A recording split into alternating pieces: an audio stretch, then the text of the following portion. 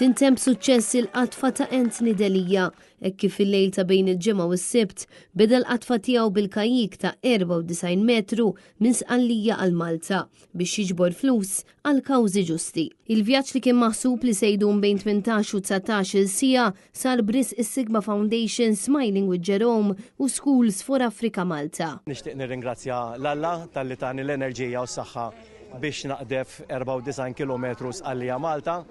Veru qdifta waħdi ma warajja kien hemm tim ta' nies, grupp ta' nies, support. Nixtieq insemmi xi ħbieb li kienu miegħi fuq id-dajsa għall-loġistika, il-Lelin, il-Ġan, il-Tony, il-Charlotte, il-Ħija u l-aħħar u mhux l-inqas il-mara. Il-mara mhux biss f'dan it-traġitt imma anki fi żminijiet meta kont qed nagħmel it-taħriġ ħin nieqes minn mal-familja biss jiġi dedikat għal familji oħrajn li għandhom bżonnijiet speċjali u għandhom bżonnijiet aktar minna.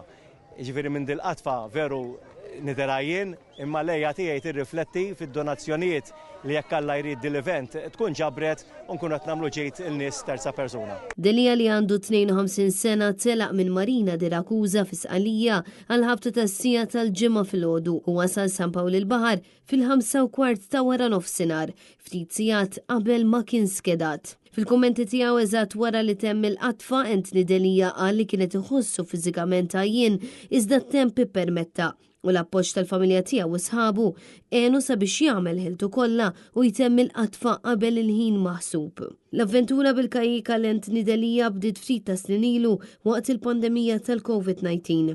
Iżda s-sena l-oħra u flimkien ma' ħbib tiegħu wettqu qatfa bil-kajik madwar il-Gżejjer Maltin u ġabru fondi għal Fondazzjoni Sigma li għenu sabiex timbena skola fl-Etjopja u ġi provdut ukoll kura medika lil pazjenti fil-Kolombja. Iżda din is-sena Anthony ddeċida li jżid l-isfida bilan li jħeġġeġ nies oħra iwettqu sfidi bħalu għal kawżi karitatevoli. Desiree Grek, Net News.